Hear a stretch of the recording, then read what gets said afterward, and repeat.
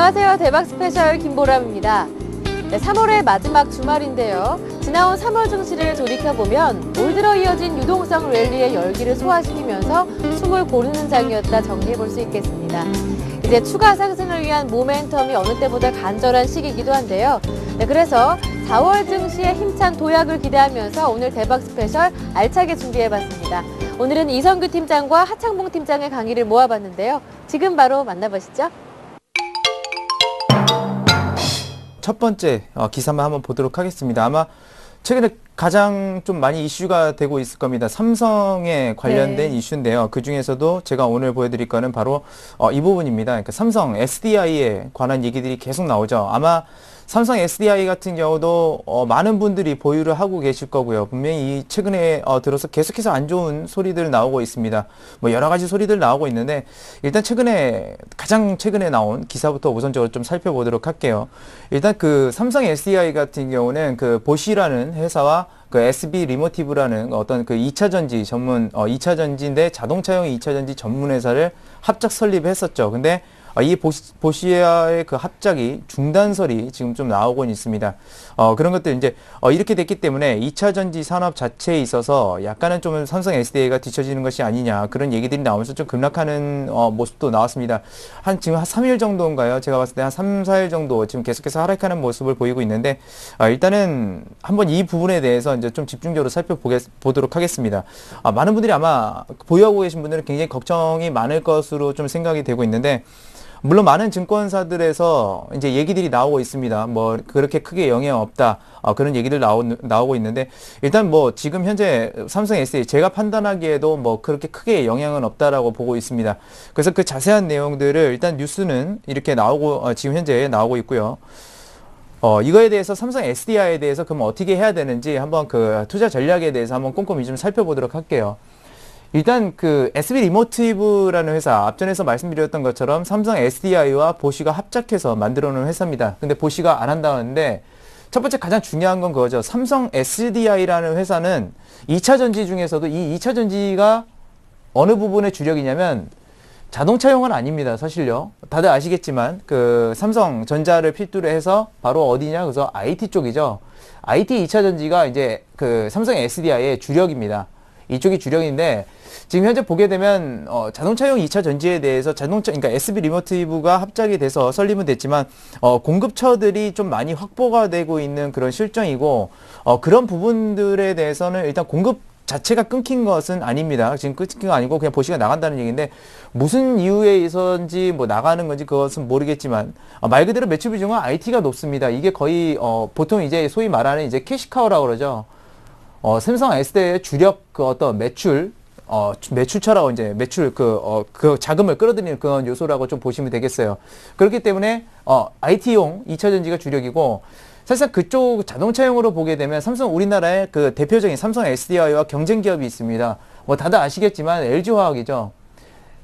사업 구조를 보게 되면 LG화학 같은 경우가 이제 자동차용 2차 전지에 굉장히 좀 필두를 달리고 있습니다. 그렇기 때문에 만약에 혹시나 과거에 이런 얘기가 SB 리모티브가 만약에 LG화학하고 연관성이 있다 그러면 약간은 문제가 있을 수 있는 겁니다. 왜냐하면 주력 사업이기 때문이죠. 근데 이건 주력 사업이 아니라 주력 사업이 지금 방금 전에 말씀드렸다시피 바로 IT가 삼성 SDI의 주력 사업이라는 거 이것에 우선적으로 중점을 둬야 됩니다. 그래서 그 여파 자체는 그렇게 크지 않을 것이다라고 저는 생각하고 있는 바이고요. 중요한 점은 뭐 공급처가 끊긴 것도 아니고 말 그대로 보시면 떨어져 나간다라는 겁니다. 두 번째를 또 한번 볼게요. 분명 옛날부터 이렇게 예전부터 삼성 SDI를 가지고 계신 분들은 이 부분 되게 궁금해 하실 겁니다. 아마 잘 모르시는 분들도 계시니까 말씀을 드릴게요. 이 SMD, 그러니까 삼성 모바일 디스플레이의 약자죠. 삼성 모바일 디스플레이하고 삼성 LCD랑 합병하는데 왜 삼성 SDI가 떨어지냐 이겁니다. 삼성 모바일 디스플레이 같은 경우는 어떻게 되냐면 지분 구조가 이 삼성전자랑 바로 이제 SDI가 50대 50으로 지분을 갖고 있습니다. 그런 상황에서 LCD 쪽이 지금 삼성 LCD가 이게 지금 요즘에 다 보시면 아시겠지만 LED, OLED 이쪽으로 산업 자체가 가죠. 그래서 LCD 쪽이 적자가 나는데 이거를 말 그대로 SDI에 넘겨주는 겁니다. 넘겨주게 되면 실제적으로는 삼성 모바일 디스플레이 쪽에서 수익이 나왔던 것이 삼성 LCD가 깎아먹는 결과가 나오는 거죠. 그래서 삼성 SDI의 수익력은 낮아질 것이다. 그리고 삼성전자가 그러면서 그 반사이익으로 최근에 올라가고 있는 측면들도 있습니다. 실적 부분도 있지만 이런 측면들이 있어서 삼성 SDI는 하락세, 그리고 삼성전자는 상승세, 이런 게 있는데 여기서 중요한 것은 뭐냐면 그런 얘기들이 있어요. 뭐 삼성전자는 자기네들이 좋아하는 것만 가져가고 안 좋아하는 거는 뱉는다. 뭐 이런 식의 말이 있는데 그거는 어떻게 보면 약간 좀 위험한 발언이 될 수 있습니다. 왜냐하면 그거는 정확히 모르는 거죠. 그것을 함부로 말하면 안 되는 건데 제가 말씀드릴 수 있는 거는 뭐냐면 어차피 이게 디스플레이고 LCD도 디스플레이입니다. 그러면 두 개가 합쳤을 때 물론 순이익 측면에서 보게 되면 분명히 감소가 할 겁니다. 감소는 할 거지만 중요한 것은 같은 디스플레이라는 거죠. 그러면 무슨 효과가 나타나냐면 바로 이제 비용이라는 거, 이 비용의 절감 효과가 나타나게 되죠. 그럼 물론 수익성이 낮던 만큼 그만큼은 따라갈 수는 없겠지만 이 비용 자체가 줄어든다는 건 시장에서 전혀 지금 생각을 못하고 있는 겁니다. 왜요? 주가 급락하니까 그냥 무서운 거죠. 무서우니까 그냥 팔고 매도를 하고 지금 그러고 있는 상황인데 실제적으로 따지면 그렇게 예상보다는 순이익이 크게 감소하지 않을 거다라는 이제 의견을 좀 드릴 수가 있겠고요. 사실 투자는 그렇습니다. 최악의 순간이 어떻게 보면 진짜 최고의 투자의 순간이 될 수 있는데 자꾸 그런 것들을 투자자들은 굉장히 많이 좀 두려워하는 것 같아요. 모두가 이제 끝이야, 모든 게 끝이야 라고 생각할 때가 바로 그 최고의 어떻게 보면 투자 수준이라는 거. 그래서 밸류에이션 가치를 좀 보니까 그렇게 나쁜 수준이 아니다. 오히려 저평가 수준에 들어가면서 굉장히 좋아진다. 그래서 이런 것들이 또 개선이 되게 됐을 때는 분명히 수익성 구조는 개선이 될 것이라는 좀 말씀드릴 수가 있겠고요. 네. 그래서 삼성 SDI에 대한 투자 전략 자체는 사실상 저는 그렇게 생각합니다. 매수가 좀 가능한 그런 구간이다라고 이렇게 말씀을 드리니까 혹시나 많이 두려움에 떨고 계셨던 뭐 투자자분들은 제 말씀을 들으시면서 좀 위로를 좀 받으셨으면 좋겠습니다. 두 번째 이제 제가 준비한 기사는 이게 나왔습니다. 아파트 출입문으로 스마트폰 연다. 근데 우리가 과거에 어떤 영화 같은 거나 그런 것들 보게 되면 미래 사회에 대해서 얘기를 할 때 그런 게 나오죠. 뭐 예를 들어서 전화로 뭐 이렇게 전화하면 뭐 보일러도 꺼지고 근데 그런 것들이 실제적으로 지금 되고 있습니다. 그래서 지금 스마트폰으로 여는데 이거는 그 원격 시스템 그런 건 아니고요. 말 그대로 여기 나와 있습니다. 그러니까 근거리 무선 통신이라서 니어 필드 커뮤니케이션이라서 NFC라고 불리는 것들이 있는데 최근에 NFC로 많이 알려진 게 뭐냐면 결제죠. 결제 이런 수단으로 쓰이는데 워낙 무선 근거리 통신인데 이거랑 이제 여러분들 잘 아시는 블루투스와의 이제 차이점이 뭐냐라고 하시는 분들도 계시는데 크게 차이점보다는 저도 자세히는 모릅니다만 이게 보안성이 더 좋다고 합니다. 니어 필드 커뮤니케이션 NFC가 이건 약간 보안성이 떨어진다고 그러더라고요. 그 차이점이 저도 있는 거는 알고 있지만 뭐 정확히 차이점 모르는데 하여튼 비슷한 방식이죠. 근데 이것들을 이용해서 이제 결제도 하고 그렇게 되는데 이제는 그거 가지고 스마트폰이 이제 핸드폰이 있으면 그걸로 말 그대로 그 뭐 집 앞에서 이렇게 하면 다시 문이 열린다든지 그런 것들이 이제 실행이 된다라는 겁니다. 그래서 뭐 아파트 출입구도 될 수 있고요. 뭐 사무실이나 회사 이런 곳에서 이제 그런 것들 인증 과정을 거친다라는 건데 사실 그렇습니다. 이런 기사가 딱 나오게 되면 오늘 이제 제가 주제를 그런 어떤 나비 효과에 대한 부분도 있고 마지막에 뭐 산업 연관성 말씀드리겠지만 이런 기사들을 보면 이제 NFC구나. 그러면 아니면 이제 그러면 저것 때문에 결제주가 뜨나? 그렇게 생각하시면 안 돼요. 그건 이미 어느 정도 주가에 다 반영이 됩니다. 여러분들이 기사를 보셨을 때는 이미 그런 정보들은 미리 다 나가 있어요. 항상 얘기하는 거지만 그 뒤에 있을 것들을 우리가 생각을 해야 되는데 그래서 이제 제가 준비를 좀 했습니다. NFC의 이용 범위가 일단 첫 번째로는 확대된다는 얘기입니다. 이 기사에서 포인트를 우리가 항상 잡죠. 저도 이제 이 시간을 통해서 여러분들에게 보여드리는데 포인트를 잡아야 돼요. 그러니까 이용 범위가 확대된다라는 거. 그건 누구나 생각할 수 있잖아요. 뭐 결제만 한다고 했는데 저런 기사가 나왔네. NFC가 또 확대되는구나. 이런 것들을 먼저 생각을 해야 되고요. NFC의 핵심은 아마 이런 거는 조금 어려울 수는 있겠는데 이게 머신 투 머신이라고 그래가지고 M2M이라는 이제 기술이 있습니다. 이게 쉽게 말씀을 드릴게요. 여러분들 버스 정류장에 있으면 이렇게 버스 정류장에서 버스가 어디 오고 여기 정류장에 몇 대가 오고 저기 정류장에 몇 대가 오고 아니면 앞에 정류장에 몇 대가 이미 갔고 이런 것들 나오는 거 있죠. 그러면 여러분들이 그걸로 뭘 보냐면 뭐 거기 그 정류장 안에 이렇게 전광판 있어서 몇 분 후 도착 뭐 이렇게 나오기도 하지만 여러분들 스마트폰으로도 보실 수가 있습니다. 그러니까 이 버스 한 대가 뭐냐면 이게 M입니다. 머신이고요. 거기서부터 전송이 돼서 이 전광판에 보이거나 여러분들 스마트폰에 보이게 되는 겁니다. 그러니까 머신 투 머신이죠. 그래서 NFC의 핵심이 그겁니다. 보세요. 결제, 스마트폰으로 말 그대로 통신을 통해서 거기서 결제를 하는 겁니다. 결제 도구를 이용해서요. 머신 투 머신이 되는 거죠. 아까 스마트폰으로 아파트 현관문 여는 것도 그런 겁니다. 이 스마트폰이 말 그대로 현관문에 있는 도어락이랑 머신 투 머신 해가지고 움직이는 거죠. 전송 방식이죠. 그래서 이 M2M이라는 것이 활성화된다는 얘기죠. 말 그대로 NFC를 이거 기술을 만드는 기업들을 투자하면 그거는 굉장히 힘듭니다. 이건 어차피 시장에 나와 있는 기업들도 굉장히 많고요. 그리고 과거로부터 이런 것들이 옛날에 어디죠? 애플에서 저거를 많이 활성화시키겠다라고 하면서 이미 그 종목들은 대부분 부각을 받았던 적이 있습니다. 그래서 일단은 이런 것들 좀 생각을 하셔야 되는데 이건 좀 그러니까 많이 여러분들이 공부를 하셔야 돼요. 예를 들면 커피숍 주인이 와이파이망을 자기가 사용할 수 있게 하고 그 안에서 여러분들이 들어가서 그러니까 쓰는 거죠. 그래서 커피값을 내든지 뭐 아니면 다른 거 먹으면서 돈을 내든지 그런 방식으로 이제 들어가게 되는 건데 이것이 그것만 보고서는 그렇게 가는 것은 아닙니다. 사실 그렇게 가는 게 아니라요. 이게 말 그대로 이런 범위, 그러니까 IT의 이용 범위가 넓어지다 보니까 그런 통신망 자체가 많이 필요하다는 것을 이제 말할 수 있겠고요. 그렇게 해서 이 뉴스 기사를 통해서 이제 우리가 볼 수 있는 것은 이전에 한번 말씀을 드렸던 부분인데요. 엔텔스라는 기업이 있습니다. 아마 그 빅데이터 관련해 가지고 이슈를 꼽으면서 그때 엔텔스와 IT 솔루션 기업이라고 이제 말씀을 드리면서 했는데 사실 이 기업을 제가 한 3주 전에 직접 이제 탐방을 갔다 오면서 굉장히 좀 인상이 많이 그러니까 인상 깊게 남았어요. 이 회사는 간단하게 말씀을 드릴게요. 지금은 조금 이렇게 주가가 그때부터 한 20% 정도 올라와 있는데 이 과금 솔루션이라는 겁니다. 그러니까 여러분들 그 스마트폰으로 요금 얼마 나왔구나 이런 거 보는 거 있죠. 그런 것들을 이제 구축해주는 그런 회사고요. LTE가 최근에 진행이 되면서 LTE가 특히나 아이패드가 이 부분에 대해서 LTE로 아이패드를 내게 되면서 그 부분들에 대한 수혜도 역시나 있는 기업입니다. 그러니까 새롭게 그런 것들 망을 구축하면 굉장히 일거리가 많죠. 일거리가 많은 기업입니다. 그리고 이제 정책 제어 솔루션 아마 이거는 좀 생소하실 거예요. 이게 뭐냐면 여러분들 뭐 3G망 쓰거나 아니면 와이파이 좀 가가지고 가끔 이렇게 끊길 때가 있을 겁니다. 그냥 자동으로 끊기죠. 그건 왜냐면 어느 구역 안에 쓰는 사람들이 많게 되면 통신 보호가 걸리기 때문에 자동으로 끊는데 그것을 이 회사가 하는 겁니다. 엔텔스라는 회사가 그런 것들을 정책 제어 솔루션 너무 많은 사람들이 이용하면 그걸 끊고 다시 한번 쾌적하게 돌리고 이런 것들을 하는데 상당히 중요하죠. 앞으로도 많아질 거니까요.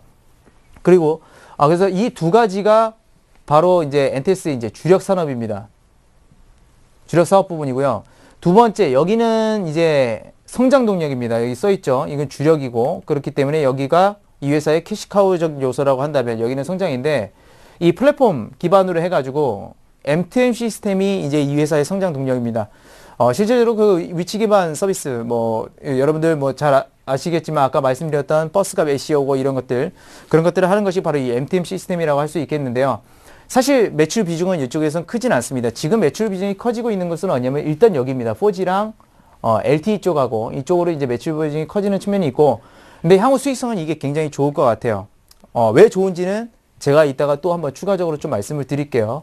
그래서 지금 좀 많이 올랐긴 했는데 아직도 좀 저평가인 건 맞습니다. 근데 거래량이 이것도 역시나 그렇게 많은 종목은 아니어가지고 올라가서 뭐 좋아할 기업도 아니고 뭐 그런 기업인데 일단은 굉장히 좀 우수한 기업이고 좋다라는 거를 좀 말씀을 드리겠고요.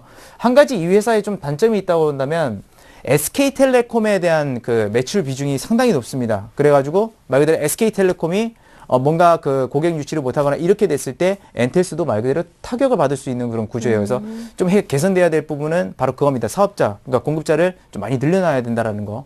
그래서 두 번째 뉴스로 제가 말씀드린 거는 이제 엔텔스라는 기업 그리고 M2M 이런 것들을 말씀드릴 수가 있겠습니다. 마지막 한 가지입니다. 지금 최근에 굉장히 그 재밌는 또 기사가 나왔습니다. 태풍 피해 예보도 가능하다는데 그 태풍 피해 그 단순한 그 태풍 피해가 아니고요. 피해 규모를 정확히 말해주는 겁니다. 이 규모. 그러니까 어떤 태풍이 불었을 때 그것들이 이제 얼마만큼 산업 규모에서 피해를 일으킬 것이냐 이런 것도 하는데 우리나라는 좀 늦었고요. 늦게 좀 이렇게 진행이 되고 있는 측면이고 유럽이나 미국 같은 경우는 언제부터 그러냐면 이미 10년 전부터 이런 시스템을 만들어 놨습니다. 그래서 그에 관해서 뭐 산업 피해가 얼마 정도 있을 거면 그 피해 줄이는 방법이라든지 아니면 그것에 대해서 뭐 자금을 미리 모아놓고 피해가 실제로 발생을 했을 때 그런 부분들에 대해서 뭐 자금을 공급한다든지 이런 체계를 마련해 놓고 있는데 근데 이런 것도 이제 우리나라도 이제 점차적으로 지금 해가고 있는 측면이라고 볼 수가 있겠고요. 사실 뭐 태풍이라는 게 뭐 그렇게 그 피해를 입으면 어쩔 수 없는 거지 않냐라고도 할 수가 있지만 막을 수 있으면 막고 그 규모 자체가 커질 수 있으면 미리 대비하는 거는 뭐 나쁠 건 없습니다. 그래서 뭐 지금 현재 과거에서는 대표적으로 이런 것들을 방어하는 데 의존하는 거는 뭐 다들 아시다시피 네. 보험이죠. 수해 피해에서 보험 이렇게 하고 있지만 미리 예측하면 보험사도 좋고 여러 산업들도 그만큼 피해가 안 가기 때문에 굉장히 좋은 겁니다.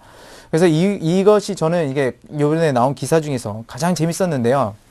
이 태풍 피해 예측에 대해서 아마 각국 정부는 더 많은 힘을 기울일 겁니다. 왜 그런가 한번 보면 이게 블랙스완 개념입니다. 이게 나오죠.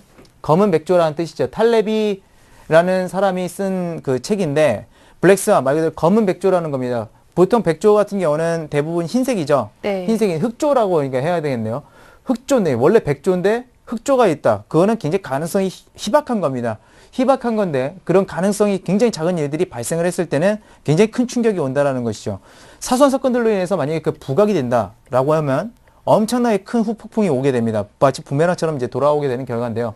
바로 그런 것들을 말하는 겁니다. 가능성이 적은 일이 더 무서운 거예요.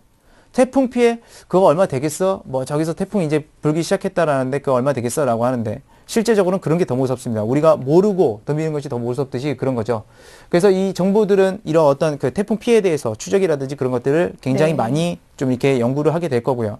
투자도 굉장히 많이 들어가게 될 겁니다. 2005년에 카트리나 아마 다 기억하실 겁니다. 이 카트리나라는 허리케인이죠. 그래서 멕시코만 연안을 강타했습니다. 근데 멕시코만 연안에는 제가 말씀드렸지만 정유사들이 굉장히 많죠. 거기에 많기 때문에 이쪽을 멕시코만 연안을 이 카트리나가 강타를 하게 되면서 정유시설이 망가지고 하면서 이 국제 유가가 급등하기 시작했어요. 그래서 그 당시 실제적으로 증시가 좀 안 좋았었습니다. 근데 경제에 이제 악영향을 좀 끼치긴 했는데 다시 한번 뭐 대세 상승장이 오긴 했죠. 오긴 했는데 일단 물가를 낮춰줬다는 게 저는 오히려 그게 더 좋다라고 봅니다. 만약에 네. 2005년도에도 이 사건이 없었다라고 한다면 아마 유가가 그대로 천천히 상승하면서 그렇게 고탄력으로 가지는 못했을 겁니다. 근데 이게 지금 상황도 어떻게 보면 비슷한 거예요. 유가가 고유가에 있는데 만약에 올여름에 혹시나 모레 태풍이 허리케인이 불어서 멕시코연을 강타해서 국제유가가 급상승하게 됐을 때 그 국제유가는 큰 폭으로 다시 한번 하락할 확률이 굉장히 높아지죠.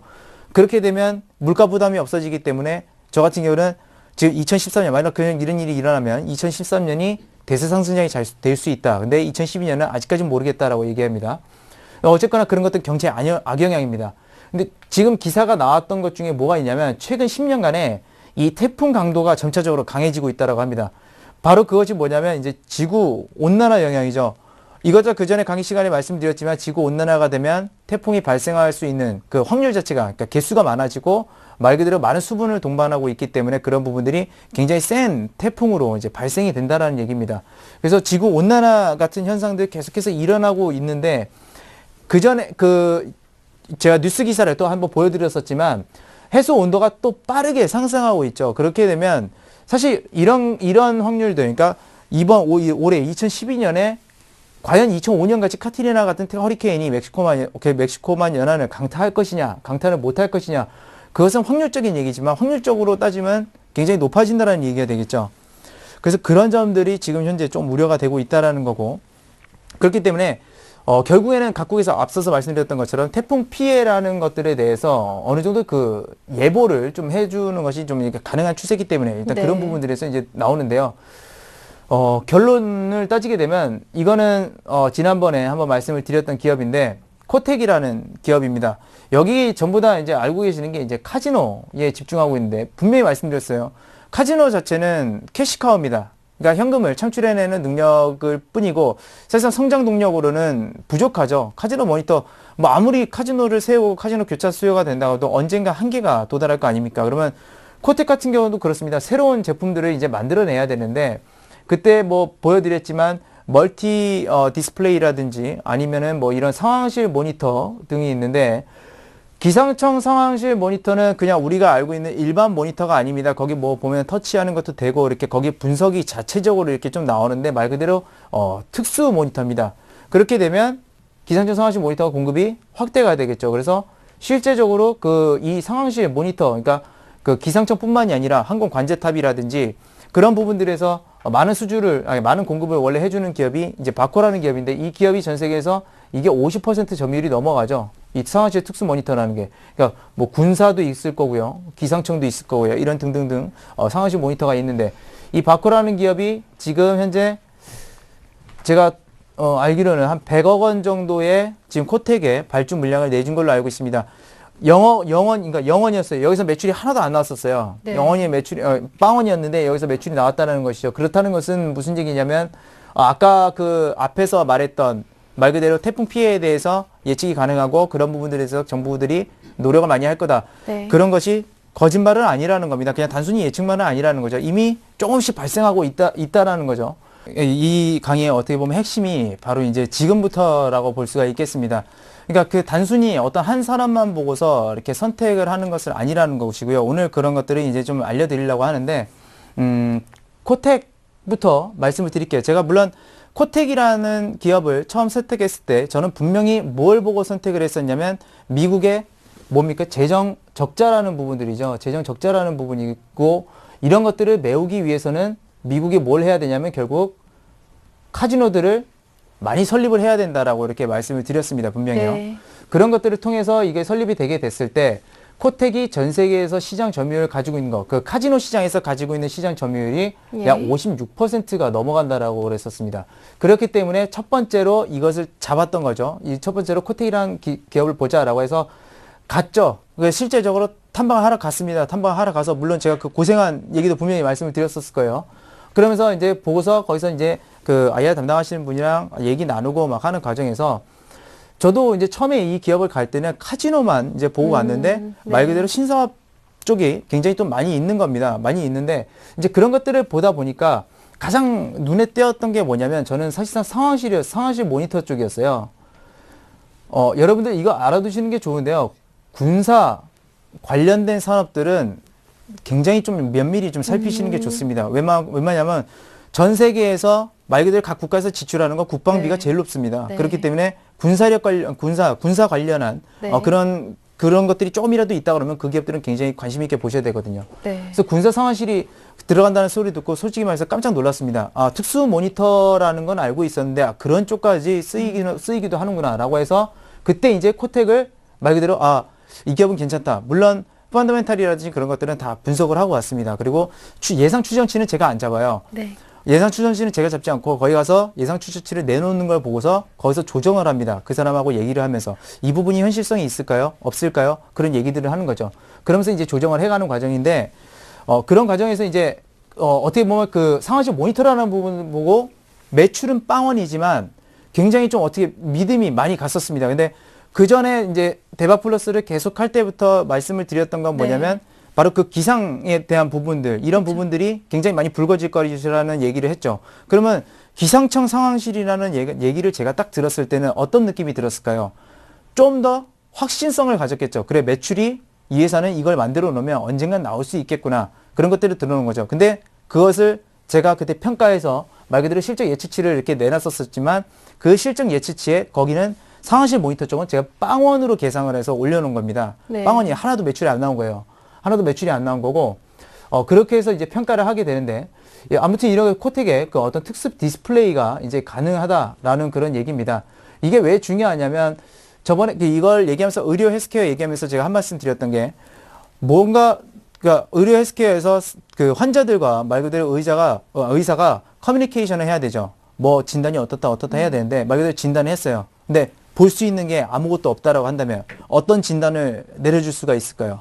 뭘 봐야지 알 거 아닙니까? 뭐 초음파를 찍어서 그러니까 우리 그 산부인과 그러니까 임산부들 이제 가게 되면 뭐 초음파 찍고 거기서 이제 아기들이 어떻고 아기들이 어떻습니다. 건강합니다. 진단을 하는데 네. 의사들이 뭐 청진기만 꺾고 어디가 아프냐 이건 건 절대 아니죠. 말 그대로 간접적으로 진단하고 그런 것들을 통해서 모니터를 통해서 보는 건데 그렇기 때문에 이것도 기상청에서 진단을 하거나 군사에서 작전을 짤 때 분명히 그런 것들을 통해서 통계치를 내게 됩니다. 맨 처음에요.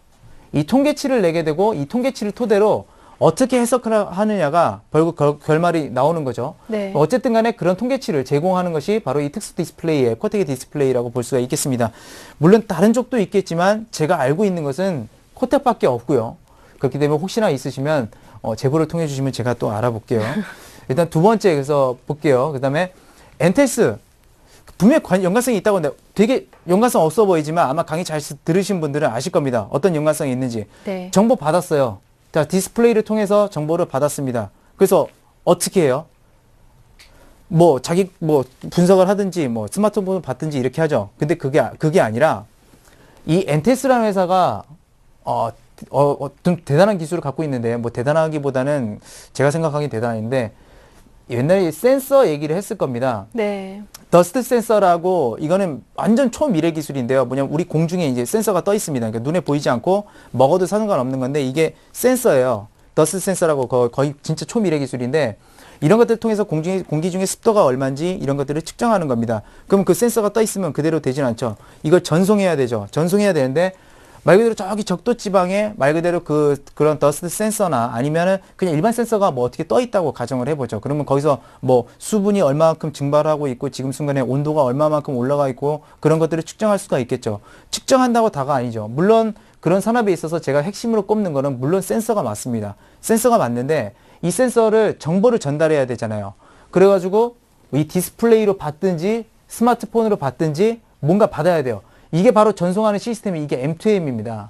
이게 M2M인데 엔텔스도 여기서 그렇게 매출 비중이 크진 않아요. 근데 그런 기사들이 나왔기 때문에 엔텔스도 그렇게 되면 M2M 시스템을 이제 좀 더 이용할 수 있고 매출 추이가 더 늘어날 수 있겠구나. 지금 매출 추이는 그렇게 크게 늘어나는 폭은 아닙니다. M2M 이 플랫폼 기반에서 이 서비스 부분이요. 근데 많은 것들을 할 수 있겠죠. 말 그대로 지금 기상에서는 분명히 이 M2M 시스템이라는 게 필요합니다. 그리고 실제적으로도 우리가 스마트폰이나 아니면 태블릿 PC를 통해서 오늘 날씨가 어떤지 그런 것들을 다 볼 수가 있죠. 근데 그것이 약간은 안 맞는 이유가 뭐냐면 센서 자체가 그렇게 많지는 않습니다. 많지는 않기 때문에 그런 것들이 정확하지 않다는 거고 그런 기술은 어쨌든 개발할 수 있고요. 발전될 수 있는데 일단 그런 것들을 이용하게 되면 좀 더 정확한 정보를 우리가 또 가져올 수 있고 접할 수도 있다라는 얘기가 되겠죠. 그렇게 됩니다. 일단 그렇게 되고 그래서 이 엔테스의 이 M2M이라는 기술에 대해서 상당히 좀 관심을 좀 많이 가지시는 게 이제 좋다라고 보고 있고요. 이거 중요한 것은 성장 동력이라는 겁니다. 캐시카우가 아닙니다. 그렇기 때문에 혹시나 이런 것들을 평가하실 수 있는 분들은 평가요소에서 굉장히 보수적으로 평가해야지만 여러분들이 주가를 예측하고 그럴 때는 굉장히 좀 이렇게 탁월하게 수익력을 올릴 수 있는 방안이고요. 그 다음에 마지막입니다. 이제 삼성 SDI. 그러면 삼성의 SDI는 도대체 뭔 상관이냐? 2차 전지 만들고, 뭐 디스플레이 만들고 하는 게 그럼 디스플레이가 연결되어 있는 거냐? 그건 아닙니다. 그건 아니고요. 이 삼성 SDI 같은 경우는 에너지 저장 시스템을 이용하죠. 이게 물론 2차 전지라는 부분하고 좀 맞물리냐라고 볼 수도 있겠지만 틀립니다. 이거는 뭐냐면 우리가 풍력이라든지 이 태양광 이런 것들이 풍력이나 태양광들이 만약에 에너지 효율성이 좋다고 하면 말 그대로 모이면서 바로바로 쓰고 막 이렇게 할 수 있을 정도면 괜찮은데 사실상 그렇지는 않죠. 이 신재생 에너지들의 단점은 뭐냐면 효율성입니다. 굉장히 에너지 효율성이 떨어져요. 그렇기 때문에 풍력이나 태양광이 잘 되기 위해서는 바로 이 에너지 저장 시스템이 성장을 해야 되는데 삼성 SDI가 실제적으로 주력하고 있는 것은 물론 2차 전지 부분이 있지만 에너지 저장 시스템입니다. 말 그대로 신성장 동력을 위해서요. 네. 여기도 뭐 태양광 하고 있고 이제 그런 것들을 이용해서 에너지를 저장해야 된다는 것이죠. 근데 이것이 언제 부각이 됐었냐면 일본 대지진 때 부각됐죠. 일본 대지진이 왜 일어나서 무슨 문제가 있었냐면 원자력 피해가 있었기 때문에 그 원자력 피해가 일어났던 이유는 뭐냐면 냉각이 안 돌아갔는데 지진 때문에 전기 공급이 끊겨서 그런 결과들이 발생을 했었습니다. 그래서 그때 얘기가 나왔던 게 에너지 저장 시스템이 있었으면 많은 전력들을 확보해낼 수 있었을 거고 일본이 원자력 피해를 안 봤을 거다라고 하면서 갑자기 그때 삼성 SDI가 후에 부각이 되더니 상승하기 시작했습니다. 실제로 근데 이렇게 그게 크게 올라갈 만큼 이렇게 수익성을 가지고 있지도 않아요. 근데 그것들도 역시 그때 당시에는 잘못됐던 것이죠. 그러면서 말 그대로 거품이 꼈습니다. 태양광과 함께 거품이 꼈다라는 것이고요. 그런 점들이 지금 현재 와서는 거품들이 많이 좀 해소된 측면이라고 이제 볼 수가 있겠고요. 그래서 중요한 건 이거죠. 어떤 우발 사태가 발생했을 때 이제 전력을 비축한다라는 차원입니다. 그래서 리스크 관리 차원입니다. 그래서 보게 되면 여기서 이제 종합을 해보면 이제 이거 보죠. 이제 보고 그런 것들을 통해서 정보 해석을 하고 정보를 지금 전달을 하게 됩니다. 전달을 하게 되면서 그 뒤를 이어서 이런 것들 전달을 한다 하고 하더라도 우리가 아무리 뭐 태풍이 올 거야 뭐 그런 것들을 예측을 하게 되면서 뭐 어떤 피해가 있을 거고 규모가 얼마 될 거고라고 하지만 사실상 그것들이 닥쳤을 때 그렇죠. 자연재해를 누가 어떻게 막아낼 수 있겠습니까? 아무리 안다고 하더라도요.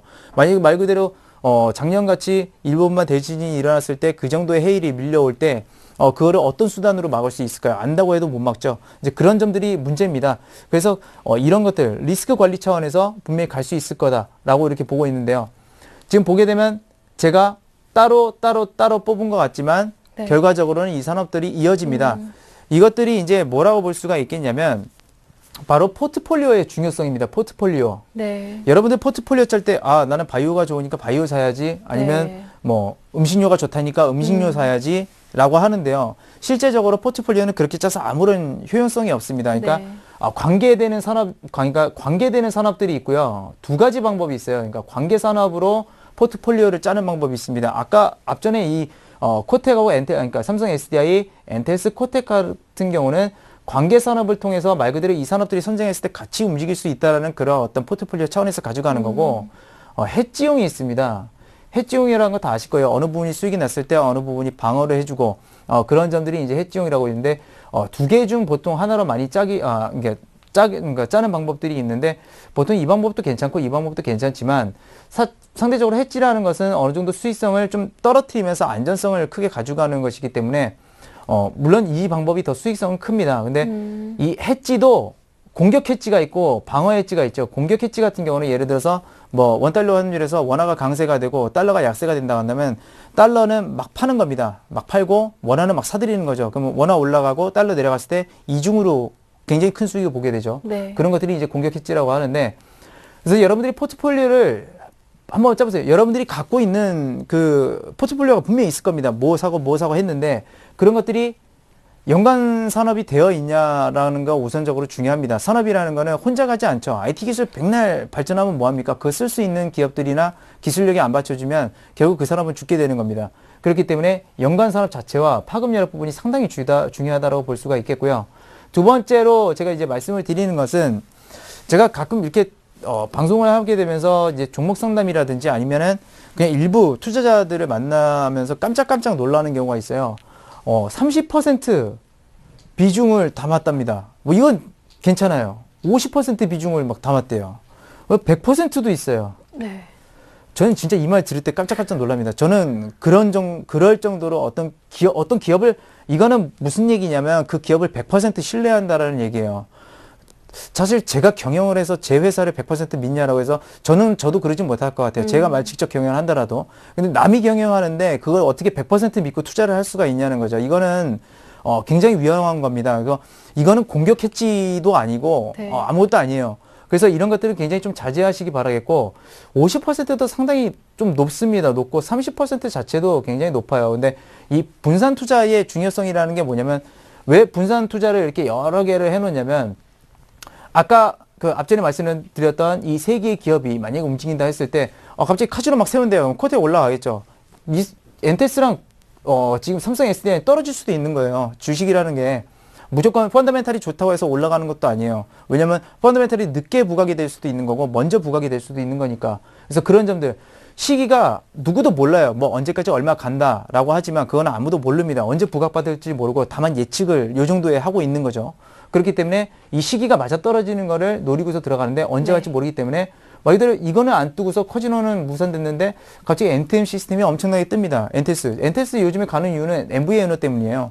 그 NTM 때문이 아니라 아무튼 그런 것들도 있고 삼성 SDI가 뭐 최근에 계속 또 하락하고 언제까지 하락할지도 모르죠. 이제 그런 점들이라는 겁니다. 그렇기 때문에 이런 것들 분산 투자의 중요성을 한번 만난 그리고 포트폴리오의 중요성이라는 거를 오늘 강의에서는 좀 이렇게 좀 강조를 하고 싶은 바입니다. 저는 항상 그 차트 분석을 할 때 저도 그렇습니다만은 우리 시청자님도 제가 늘 사실은 강조하는 게 있습니다.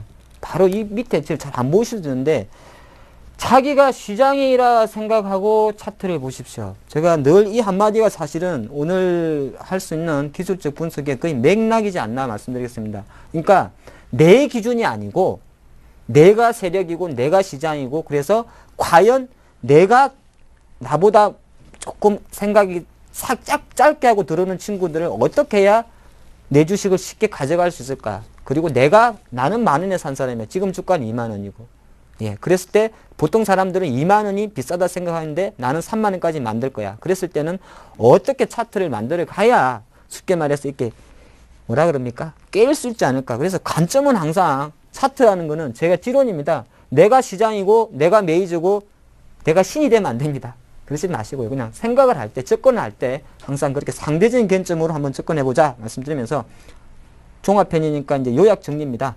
4개의 짐을 가지고 하나의 차트를 만들겠고요. 차트는 간단합니다. 올랐네 양봉, 내렸네 음봉, 올랐는지 내렸는지 모르겠다. 십자가, 도지로 나오겠죠. 사실 이거 말고는 별거 없어요. 중간중간에 점 상한가, 점 하한가 있습니다만 그건 차트가 아닙니다. 왜? 4개의 점이 아니니까. 2개, 하나죠. 그렇기 때문에 말씀드리겠고요. 자, 그래서 한번 정리하는 면에서 제가 뭐 이게 양봉이고 이거 음봉인 다 아시죠? 그래서 항상 그렇습니다. 양봉이란 건 확실히 한 번 더 정리하십니다만은 시가보다 아침에 출발, 내가 9시 전에 숟가락 놓을 때 본 주가보다 오후에 퇴근하기 전에 봤던 주가가 높게 마감한 거다. 근데 이 내용은 뭐죠? 더 사고 싶다라는 겁니다. 양봉은. 그냥 단순하게 이 그림만 해석하는 게 양봉은 더 사고 싶다. 그래서 우리는 양봉으로 마감되면 지수는 더 올라갈 수 있다. 이렇게 보는 것이고요. 장중에 중간중간 테일, 꼬리라든지 머리를 다는 거는 조금 성격 급한 친구들이 먼저 한번 때려주건지 아니면 올랐다고 좀 파는 친구들이다. 그래서 보통 차트는 볼 때 중요한 거는 이런 테일 같은 거나 테일이 꼬리라고 합니다. 꼬리나 머리카락은 제외하고 이 바디, 몸통이 상당히 중요하다. 그래서 몸통의 길이를 가지고 그 시장의 힘을 판단한다. 이렇게 보겠습니다. 기억하십시오. 몸통이 중요합니다. 몸통. 네, 몸통이 사실은 우리 사람은 날씬해야 됩니다만은 차트는 통통해야 좋습니다. 근데 음봉은 뭘까요? 음봉은 반대죠. 네, 아침에 이렇게 숟가락 먹고 기분 좋게 사놨는데 점심 먹고 저녁에 봤더니 요 밑에 내려가 있는 겁니다. 그러니까 얼굴이 시퍼렇지 않습니까? 몽이 들어가지고 속상해가지고. 제가 오늘 얼굴이 좀 새까맣니다. 사실은. 요새 주식이 조금 안 돼가지고요. 근데 음봉 같은 경우는 사실 또 거꾸로 보시면 됩니다. 실제적으로 아까 말씀드린 대로 팔고 싶답니다. 예, 팔고 싶어요. 그렇기 때문에 팔고 싶다는 곧 뭐죠? 음봉은 하락 신호다. 이렇게 보시면 됩니다. 그리고 똑같이 중간중간에 나온 친구들은 실제적으로 예, 더 아까는 중간 약간 성격 급한 친구들이 요런 꼬리와 머리를 만든다 보시면 될 것 같고요. 음봉도 마찬가지입니다. 이게 얼마나 기냐, 길고 통통하냐에 따라서 사실 통통한 건 별로 의미가 없네요. 예, 길인가에 따라서 그 힘의 세기는 다르다 볼 수 있겠고요.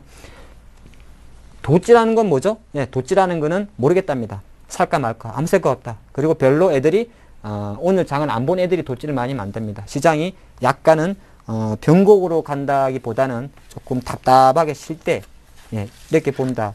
그래서 보통 차트는 이렇게 크게 봤을 때는 양봉, 음봉, 도찌가 있고 보통적으로 아침보다 올라가면 양봉인데 그거는 시가의 힘이 있기 때문에 추가 상승 에너지를 둔다 보는 것이고 그게 아니다 싶을 때는 음봉이고 하락 시그널이 크다 봅니다. 자, 두 번째를 봤을 때 이게 이제 중요하죠. 제가 사실은 한 7강 정도 강의를 하면서 약간 이제 조금 헐리면서 갔던 것이 바로 이게 30대, 50대, 70입니다. 그래서 지금 현재 나는 어디에 있냐면은 항상 어떤 차트든지 나는 여기에 있습니다. 정확히 여기서 판단할 겁니다. 여기서 판단해야죠. 그 전에 내가 사기 전에 나보다 앞에 나와 있는 이런 의미 있는 캔들. 예, 의미 있는 캔들이라는 건 뭐냐면은 가장 자기가 보는 일봉이 됐든 주봉이 됐든 30분 봉이 됐든 간에 30분 중에서 가장 봉의 길이가 길고 거래량도 많았던 것을 의미 있는 봉이라고 그럽니다. 그 의미 있는 봉 중에서 가장 양봉이다 만약에 의미 있는 봉이. 그럼 주식을 어디서 산다고요? 1차적으로 70%가 지지되는 위치에 사는 겁니다. 네. 70% 위치에서 사는 것이고 사실 50%까지 그러니까 지금 제가 여기서 있느냐 여기 샀냐 그 관점이에요. 여기까지 내려와 버리면은 약간은 다릅니다. 약간 불안하기 때문에 베팅 금액 자체도 여기는 70%가 들어갈 수 있는 것이고 여기까지 내려와 버리면 그 다음 차트가 되겠죠. 여기까지 내려와 버리면은 한 50%만 사는 것이고 여기까지 내려와 버렸다. 그러면은 한 30% 정도만 사는 겁니다. 그러니까 지금 제가 70, 50, 30이라 해놓은 거는 두 가지 의미가 있죠. 네. 이 봉의 위치도 되는 것이고 또 하나는 베팅 기준도 되는 겁니다. 100주가 기준을 했을 때 여기서는 70주를 살 수 있고요. 여기는 50주만 사고 여기는 30주만 삽니다. 왜 그렇습니까? 잘 보셔. 제가 아까 말씀드렸지만 이게 기준봉이니까 지금 이게 만약에 70%다 그러면 차트가 요까지밖에 안 내려왔겠죠. 그러면은 큰 봉이 하나 있고 요만큼이니까 이쁘지 않습니까? 나름. 두 번째 50분까지 내려왔다 그러면 차트가 그 다음 봉이 큰 봉이 있고 지금 요만큼 내려와 버렸잖아요. 그럼 조금 내리는 힘이지 않습니까? 그 30%는 이제 이까지 내려와 버리니까 당연히 얘는 들어갈 수가 있잖아요. 그러니까 배팅은 오히려 거꾸로 하는 거죠. 힘이 있는 쪽에 70을 싣고 힘이 어중간할 때는 50 그리고 많이 내려왔을 때는 30. 그래서 보통 우리가 이론적으로는 무릎에 사서 어깨 팔아라 그러지만은 그거는 큰 그림에서 보는 거고 배팅을 할 때는 양봉 매수 기법 즉 추세 추종형 매매를 할 때는 이런 식으로 그 기준봉의 크기에 따라서 배팅 레버리지를 똑같이 한다. 그렇게 정리를 해보겠고요. 그러면은 반대로 이제 손절이 되겠죠. 아까 제가 그 음봉이죠, 음봉. 발음도 안 되네. 네, 음봉이죠. 음봉 같은 경우는 실제적으로 반대 아닙니까? 이거는 손절하고 가끔 나오는 칼날 잡기라 그래야 될까요? 급락할 때 매수하는 그도인데 당연히 이거는 반대입니다. 네. 잘 보시면 그 폭에서 70, 30, 70, 50, 30인데 배팅은 당연히 30, 50, 70이 되겠죠. 이거는 손절 배팅입니다. 예. 지금 봉이 이제 장대 음봉이 나왔어요. 장대 음봉이. 그러고 나서 이제 갭상승이 한 거겠죠. 만약에 여기까지 올라왔으면은 그 다음 봉이. 그러면 일단은 장대 음봉이기 때문에 그래도 30%는 텁니다. 예. 손절이에요. 이거는 다. 그리고 만약에 요 정도까지밖에 출발 안 했다. 그래도 50%는 텁니다. 일단은 이 기준은 모든 게 얘가 장대가 나왔다는 겁니다. 장대. 뭐, 장대라는 거는 여러 가지 의미가 있겠습니다만은 뭐 15%가 될 수도 있고, 하여튼 그 자기가 봤던 채트에서. 그리고 요 정도밖에 출발 안 했다. 그러면 70%를 털어야 됩니다. 악 소리 나더라도. 보통 이제 거꾸로 하시죠. 여기서 30%를 털면 안 돼요. 그러니까 손절이라든지 이런 거는 실제적으로 배팅과는 바로 또 거꾸로 상당히 오히려 공격적으로 들어가야 된다. 이렇게 말씀드렸고, 그때 이 두 가지에서는 사실 기억하실 거는 주식은 손절하려고 하는 게 아니기 때문에 더 중요한 거는 요거보다 사실은 요거겠죠. 예, 점전 한격주는 살 때는 실제적으로 항상 확인하고 이 봉이 의미가 있다. 여기 지지할 때는 좀 공격적으로 들어가시고, 물론 지금같이 박스권 장세에서 조금 안 맞습니다만은 주식은 장기적으로 추세 추종형 매매를 해야 되기 때문에 추세 추종형 배팅 관점에서는 이게 맞습니다. 이렇게 보시는 게 좋고요. 자, 그 다음에 제가 가장 많이 다뤘던 것이 바로 헤드 앤 숄더 모형이었습니다. 이 모형 같은 경우는 여러 가지 의미를 제가 두면서 설명을 드렸었는데, 이 약간은 어떤 이 헤드 앤 숄더라든지 엘리어트 58을 해석하는 게 차이가 있습니다만은 그냥 간단하게 항상 드린 마진 간단하게 한번 해석을 해 보십시오. 항상 주식은 초반에 매집 단계가 있고요. 태동기란 게 있고, 그리고 나면 실제적인 시세는 발상기에 나옵니다. 지난 것 같습니다만 항상 주식은 이때 사셔야 되는 거고요. 그리고 나서 어느 정도 시세가 급등하고 나면 성숙기로 들어가는데 요 정도 되게 되면은 보통 차트도 지난주에 했던 대로 헤드 앤 숄더 출현이 많습니다. 네. 머리가 높고 오른쪽 어깨가 조금 높은 헤드 앤 숄더가 많이 나오고, 그리고 나면 실제로 장은 이렇게 수렴을 합니다. 근데 특징이 있어요. 올라갈 때는 항상 조금 전에 살펴봤던 70-30 법칙이 지켜집니다. 최소한 여기까지는. 70-30이 또 뭔데? 다시 한번 볼까요? 예, 최소한 올라갈 때는 이게 상승폭에 여기서 보시면은, 예, 이게 보통 70%는 지지해준다는 겁니다. 만약에 조정폭이 빨간색 요만큼 내려왔다 그랬을 때는 당연히 여기까지 올라가는데 버거웁니다. 그래서 강하게 올라갈 때는 최소한 오른폭에 70%. 즉, 무슨 말이냐? 10,000원이 20,000원까지 급등을 했습니다. 그럼 10,000원 올랐지 않습니까? 그러면 최대 조정폭은 최소한 17,000원까지만 내려와야 된다는 이야기겠죠? 그게 70-30입니다. 15,000원까지 내려오게 되면은 당연히 배팅 자체는 50%만 들어가야 됩니다. 그리고 조금 사후적으로 고점을 형성하고 이렇게 헤드 앤 숄더가 딱 출현되고 나면 특징이 거래량이 감소합니다.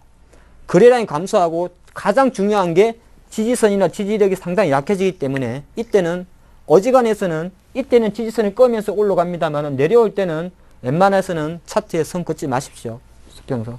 이렇게 보시면 좋을 것 같고, 예, 그러고 나서 지금 잘 들으셔야 돼요. 제가 이따가 종합편으로 종목을 싹 풀어드릴 거니까 잘 들으셔야 되고요.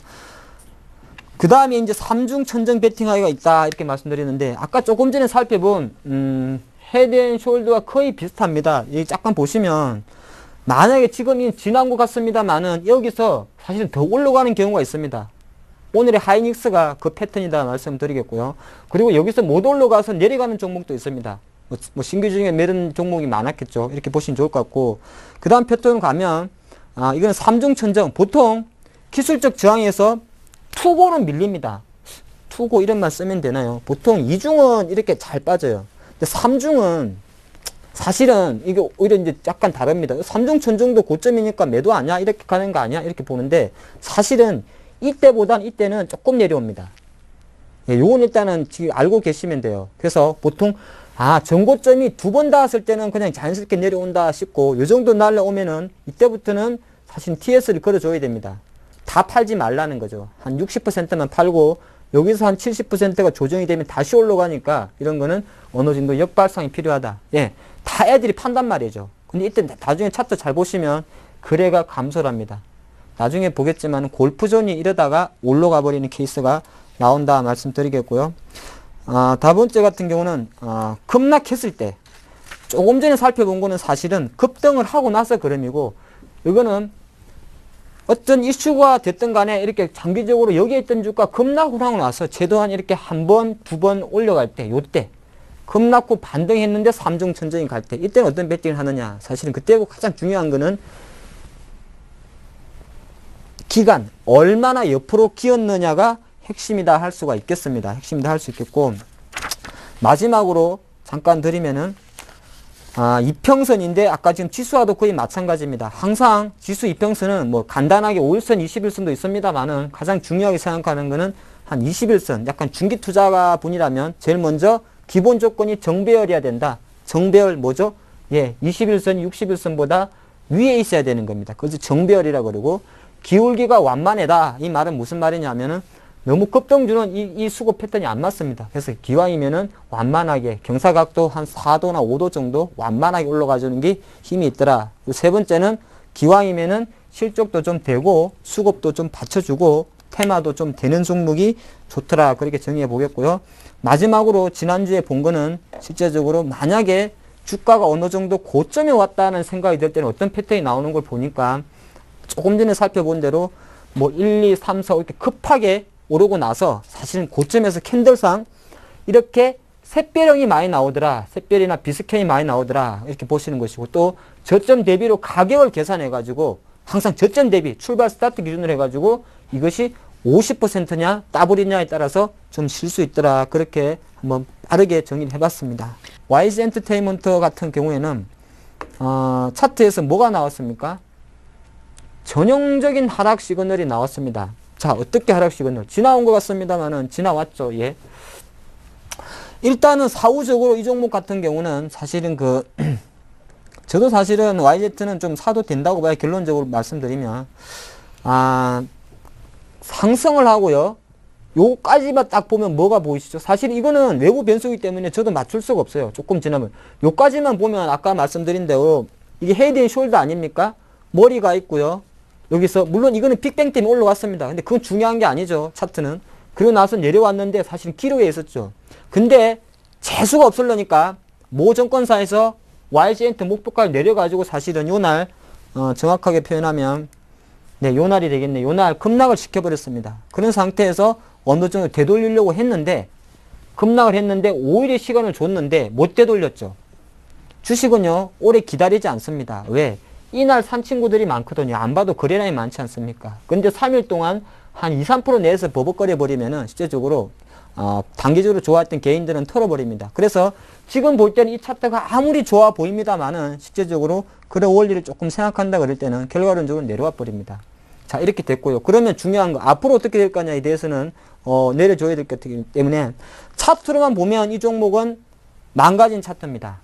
네, 망가진 차트라는 표현은 실제적으로 대략적으로 한 45,000원 이탈 가능성이 있는데, 한 가지 힘을 주는 거는 지금 잘 보시면 여기서 한 번에 두 번의 하락이 왔기 때문에 실제적으로 YG엔터 같은 경우는 제가 생각할 때는 한 42,000원 정도부터는 조심스러운 매수도 가능할 수 있는 패턴이다.